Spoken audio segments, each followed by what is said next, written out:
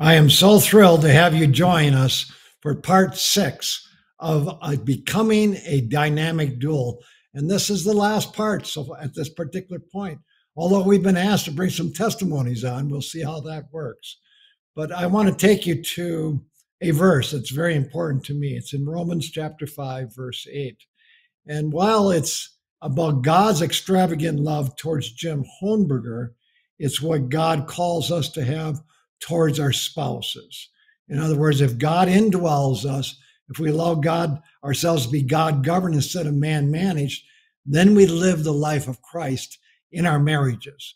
And the text goes like this: God demonstrates his own love towards us in that while we were yet sinners, Christ died for us. So Jesus didn't look at Jim Honberger and say, Jim, when you get your life all straightened out, then I'll show you extravagant love. Jesus says, I'm going to show you extravagant love now to give you motivation to bring you into that love relationship with me. And that's what we are to do with our spouses. So we all have spouses. None of us are perfect. I'm not a perfect husband. My wife's not a perfect wife, but we sure are climbing that journey and going higher with it. And our love is so much greater than when we first got married. And it was great then. So God's saying, though, if you see a defect in your spouse, whether that's a small one or a huge one, you show your extravagant love to them now, because that gives them the motivation to come out of their defect, out of whatever that character flaw is in their life, to bring them higher. And it's your love, it's your dedication to them. It's that extravagance that you will go to them for them that shows them that they are important, that they are worth dying for, that motivates them to come higher. Isn't that beautiful? So love is extravagant in 3 ways. And I want to go through 3 different categories of that extravagant love. It is extravagant in the price that is willing to pay. It is extravagant in the time it is willing to give, and it is extravagant in the sacrifice it is willing to enter into on your behalf. So let's go through those 3. Number 1. So what is the price of extravagant love? Well, and I'm going to be speaking from my own life too, so it's very much more personal. We'll give you some simple examples. You must be willing to put away all the love killers in your marriage. What do you mean by love killers, you say? These are the actions and the words that kill or dampen the love of your spouse towards you. Song of Solomon puts it this way in chapter 2, verse 15. Catch all the foxes, those little foxes, before they ruin the vineyard of love. It's a beautiful little statement, isn't it? So self-centeredness is the biggest fox. Self-centeredness, we covered that in the first part. In other words, self-centeredness is the biggest fox of them all. It's not coming under God. It's being man-managed instead of God-governed. That's how I put it. So I have to switch out of that man-managed position in every situation in my marriage and say, Lord, what would thou have me to do? Because that self-centeredness creeps in 100 different ways after you get married. You can recognize it by a subtle switch in your unwillingness to sacrifice for the other person. When you sense that, that's the self-centeredness creeping in. For example, and I'm just going to make this a very simple example in Sally's and my marriage. And I'm going to take it back probably 15 years, I don't know, 20 years, whatever it was. Sally was flipping through a gardening catalog. This is when we were living in the wilderness of Montana. We're in southwestern Colorado right now and 30 acres here. But when we were up there, bordering Glacier National Park, looking out in the Rocky Mountains, Sally was flipping through a gardening catalog and her eye caught a white picket fence. She stared at it for a while and she had a vision of, she could see it in the corner of our property, looking out on the glacier peaks, just sitting there. She visualized it in her mind's eye. She could see it over there in that corner, and she tore out the page of the catalog and she set it on my desk with a smiley face on it. I think she's trying to send me a message. What do you think? So I looked at it I wasn't impressed with it at all. And maybe if I was living in the city and needed some ornament for my yard, that might have been fine. But the view of the Rocky Mountains is the greatest ornament that you could have. So I looked at it. I put a frowny face on the page, and I put it back on our desk. So I thought, well, that should finish that. A year later, Sally was flipping through the same catalog, saw the same white picket fence, and now she put 2 smiley faces on it and put it on my desk. In other words, get the point, Jim. Are you listening? I want this. Please. That's what she's saying to me. So this time I asked Sally, I went to Sally and said, Sally, do you really want that white picket fence? And she looks at me and says, oh, honey, I really want that. I didn't know all her life. Growing up as a young girl, she always dreamed of having a white picket fence. So I said, but this is where my logic comes in. With her, it's emotion. To me, it's logic, okay? I said, well, where would it go? She's right over there with a flower bed in front of it too, honey. It would be such a lovely accent to our yard. And I said, Sally, if we lived in the city, as I said, fine, but we live out in the wilderness and we got the Rocky Mountains. That's a huge white picket fence. So I said, this fence would be a distraction, in my opinion. So I'd have to mow around it. I would have to weed around it. I'd have to trim around it. I'd have to water it. I don't think it's reasonable to buy that white picket fence. So we dropped the conversation, but it came up again and again and again. I don't know if you've ever been there with your spouse and it keeps coming back at you. So Sally was beginning to lobby about the importance of her individuality. What a bargain price it would be, she'd say, dear. It fits into our budget, dear. I've always wanted a white picket fence, dear. And she did it in a very nice fashion. She always does. To me, it made no logical sense. Then one morning, when I was praying, just having quiet time with God, God intervened. You remember when in our first message, I talked about being God-governed instead of man-managed? Well, you're going to find out what I have to deal with now with a white picket fence. So in my thinking, God whispered to me, he says, Jim, is a white picket fence immoral? Well, no, it's not immoral, Lord. Would it strain your budget? No, Lord, it would not strain my budget. Is it so repulsive to you that you absolutely could not live with it? I was getting a sense of where this was going. I think you're getting a sense of where it's probably, you probably already made your decision before this little interview that I had with God. Does it violate any biblical principle, Jim? Well, I was reluctant to say this, but probably not. Then why don't you surrender what you think is common sense and logic and buy your wife her fence? Will I be God-governed or am I going to be man-managed? And you have to ask yourself that question. And a lot of these little foxes that come up in marriage, you really have to answer yourself. I had to put away my logic and I had to get myself into Sally's shoes and think the way she was thinking. God was helping me in this. So would I cling to my selfish opinion and not demonstrate extravagant love, or would I choose to treasure Sally above my opinion? Yes, I have liberty of opinion. I can still have the right opinion, but will I yield it? Because Sally's more important than my opinion. That little fox had to die so our love could actually grow.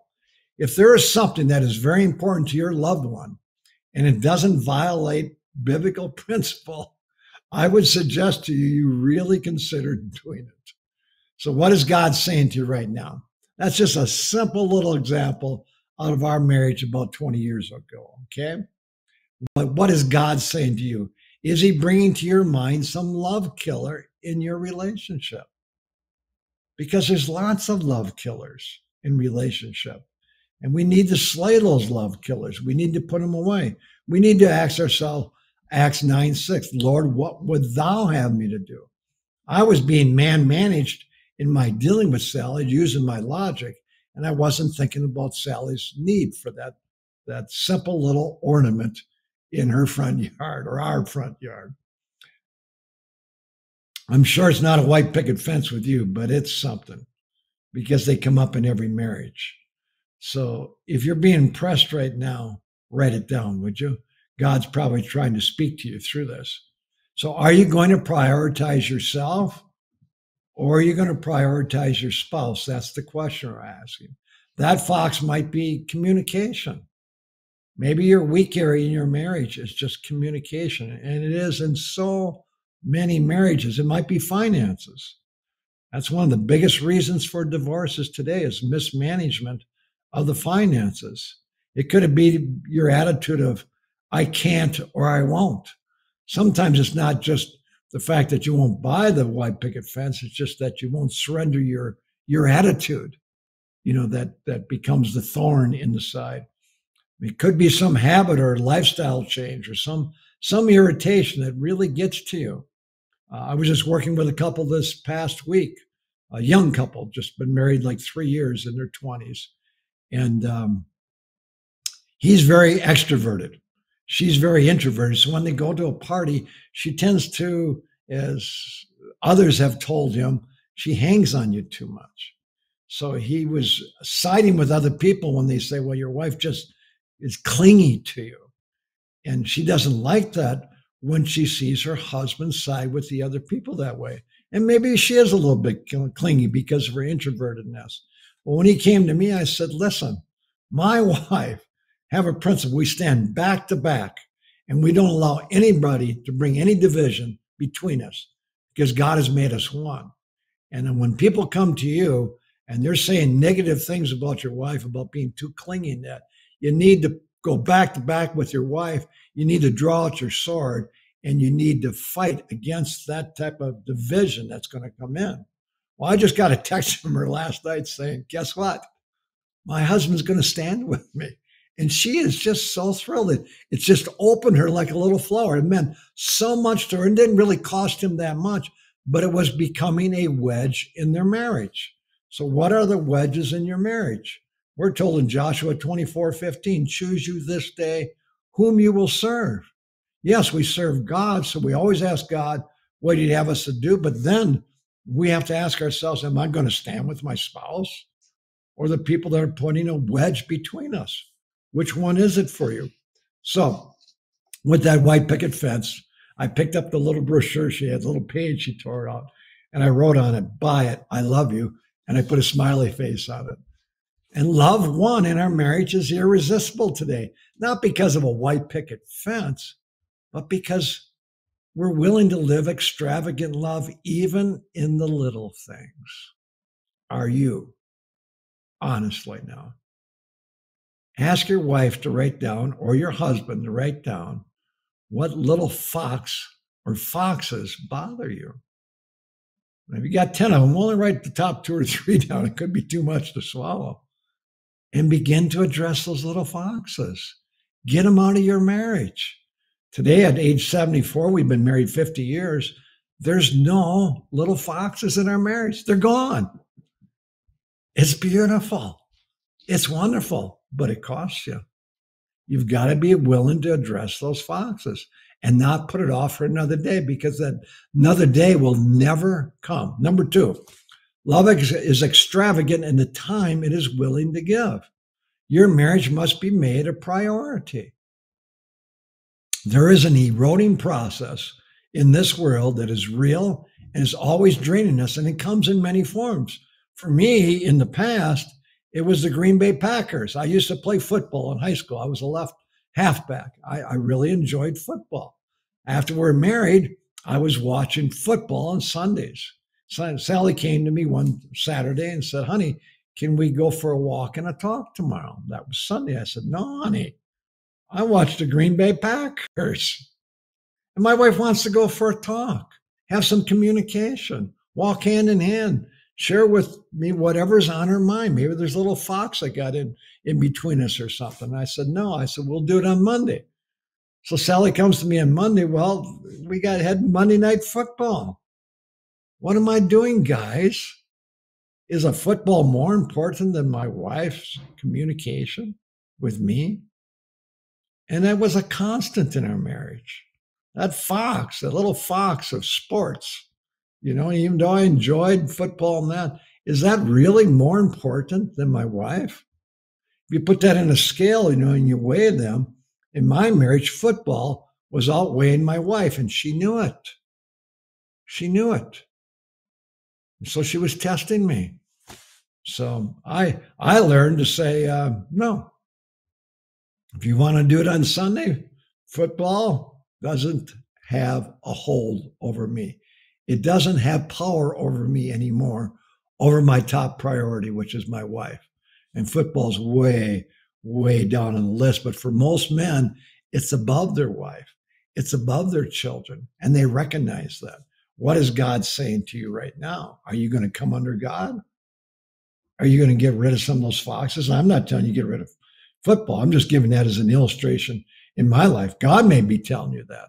I'm not the junior Holy Spirit. It's up to God to tell you what those foxes are. I'm just sharing you from my example. So when we moved to the mountains of Montana, we started what we called swing time. And our younger son had built a little swing, and he hung it between two trees. I told my wife, every day, I'll give you swing time.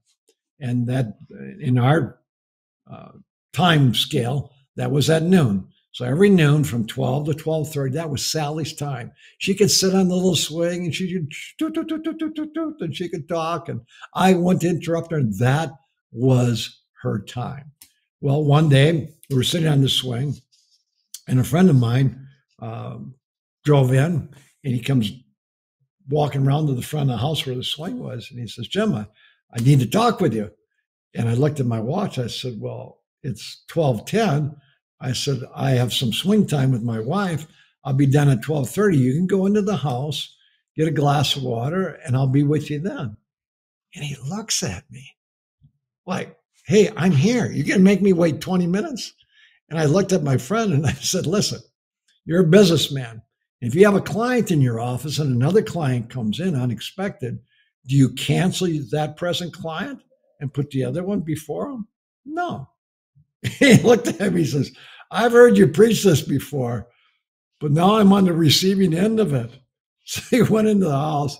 Then he comes to the front picture window. He's got a glass of water. He's just looking at me, like shaking his head like, "You actually live this? You're actually going to turn down time with me for your wife?" "Yes, that's right. Because you must master your time with each other. Because the devil's going to steal it.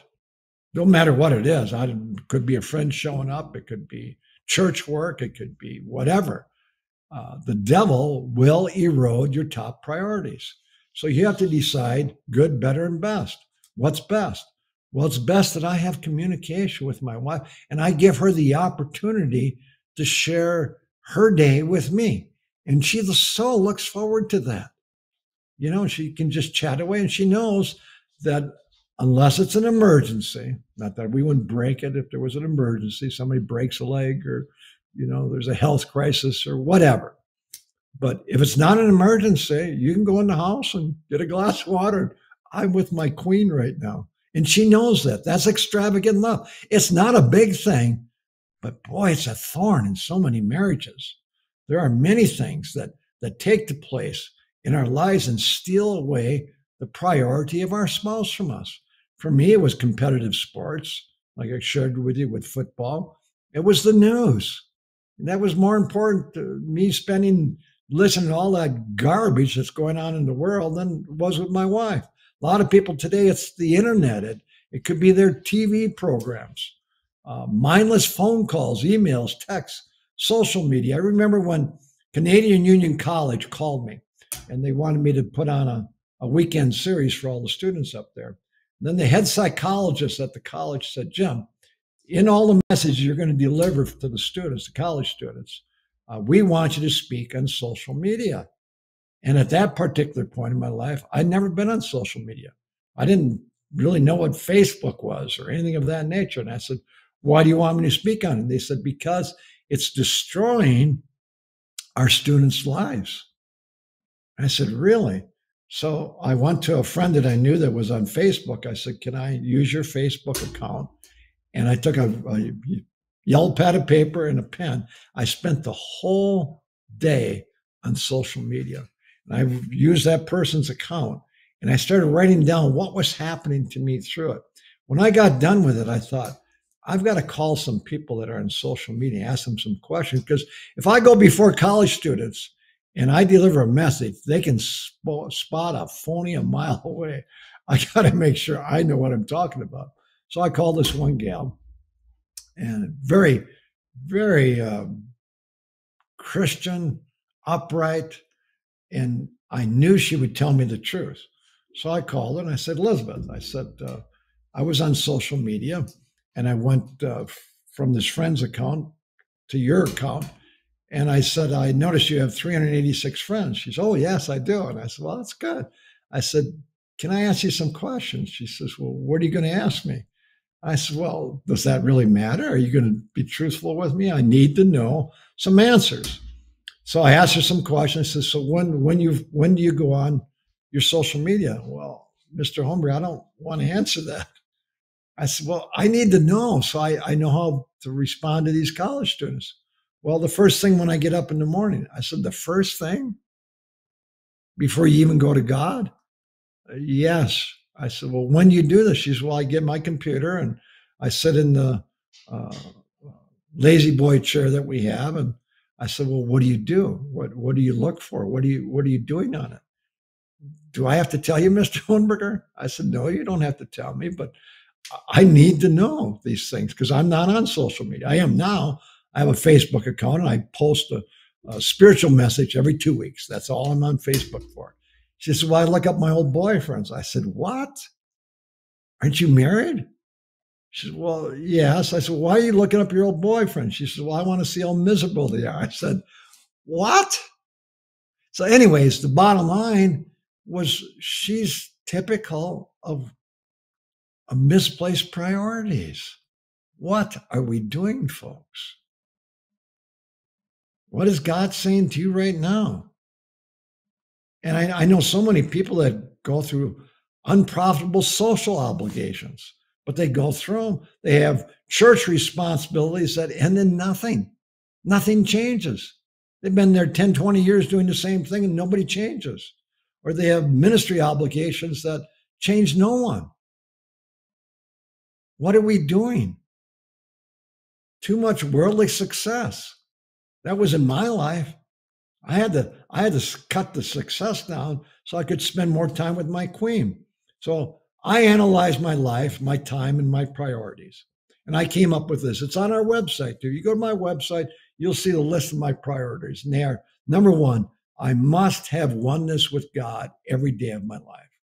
I must connect with God, not just read something in the scriptures. I'm talking about a practical application of being aware of God's presence in my life daily and responding to that presence.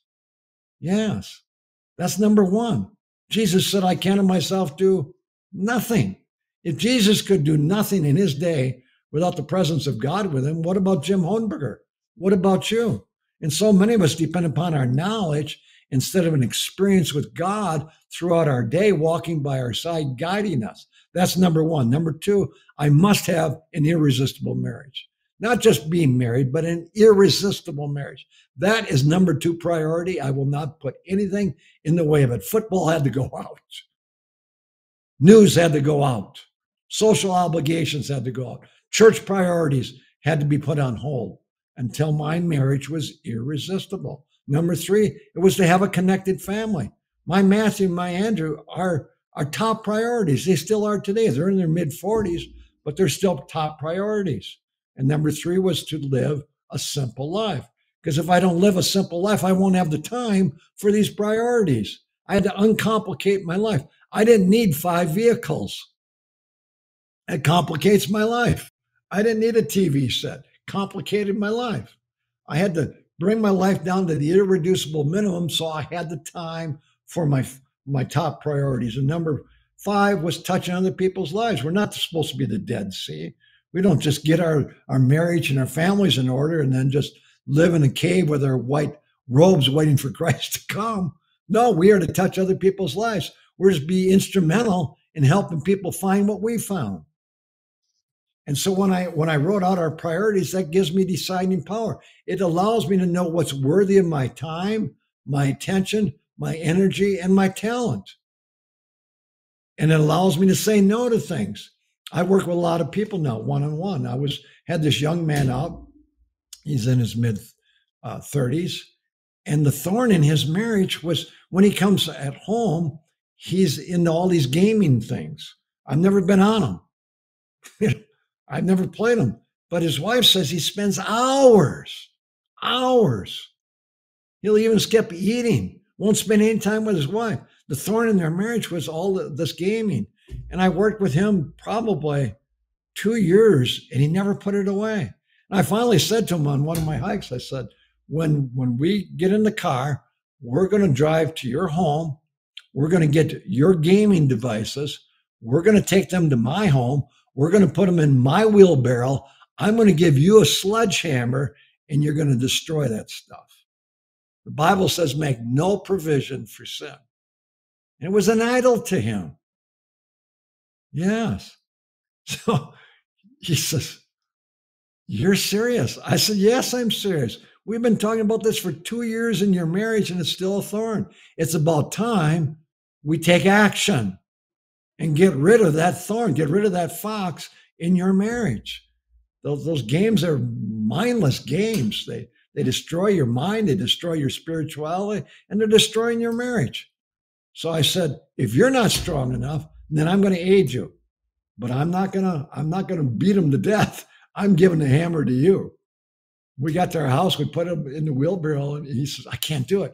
I can't do it. You do it. I said, oh no. No, this has to be you. This can't be Jim Honberger, be your junior Holy Spirit. I'll help you as a friend because you're weak. And you know you need to do this. You got to do it. He said, I got thousands of dollars into that stuff. I says, don't matter. What is your marriage work? What is your walk with God worth? And it's affecting your family. You spend hours every day on this stupid stuff.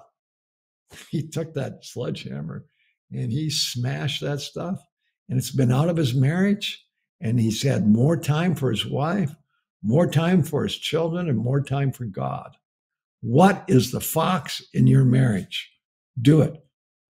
And I talk to pastors all the time. I travel and speak at a lot of churches, and pastors' marriages and families are falling apart. And they're focused on the breadth of their ministry and not the depth of their experience. And I'll tell a lot of pastors and ministry leaders too. It's not just pastors, but ministry leaders. I take them to the story of Moses.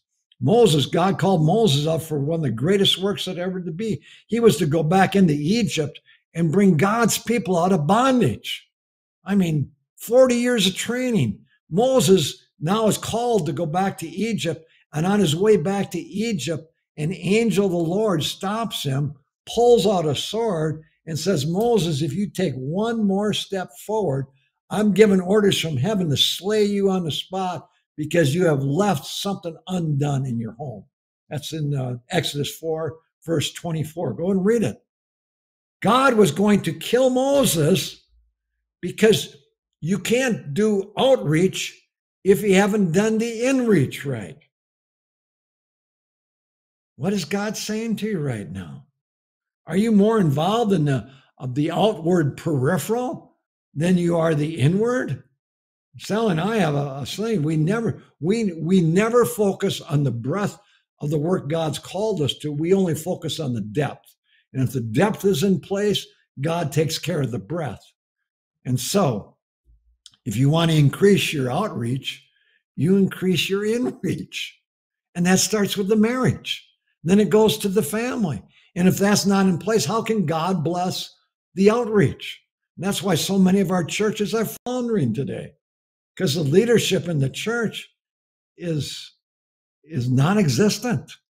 When I first moved to where we are in southwestern Colorado, the pastor of the church arrived at my door because we weren't attending the church, and he knocks on the door, rang the doorbell, I should say, And he says, "Hi, I'm your pastor. Can I come in?"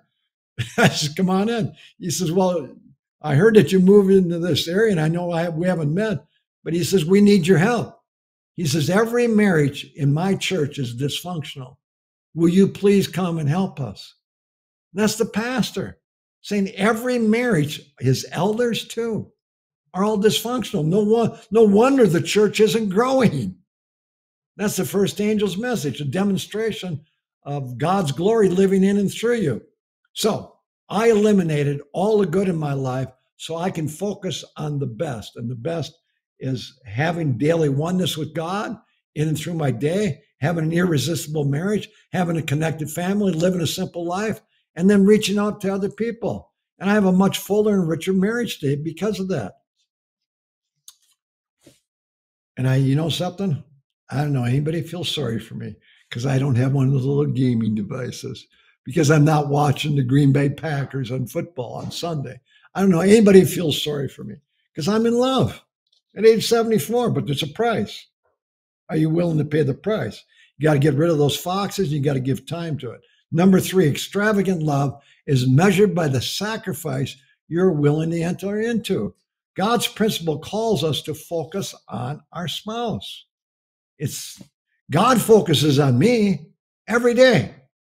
And if God focuses on me and I'm going to become married to Christ, are we not to follow the pattern? There's times in our marriages that our wife's duties are overwhelming. And I see my wife, because we're involved in ministry and we're involved in hundreds of people's lives around the world, it can be consuming. And sometimes my wife's time is very consuming. And God will call me, he'll whisper to me, "Jim, pick up the iron. Help her with the laundry. Make the bed this morning for her. She's tired. Clean the kitchen after she's done canning or while she's doing the canning. Help her out in your organic garden. Help her weed, help her plant, help her, whatever it is. Relieve her duties. Whatever it takes, do it." What's God saying to you? She was important to me when I was courting her. I'd do anything then. I'd swim the biggest ocean. I'd climb the highest mountain, sacrifice for her. And I'm not going to do it after I'm married to her?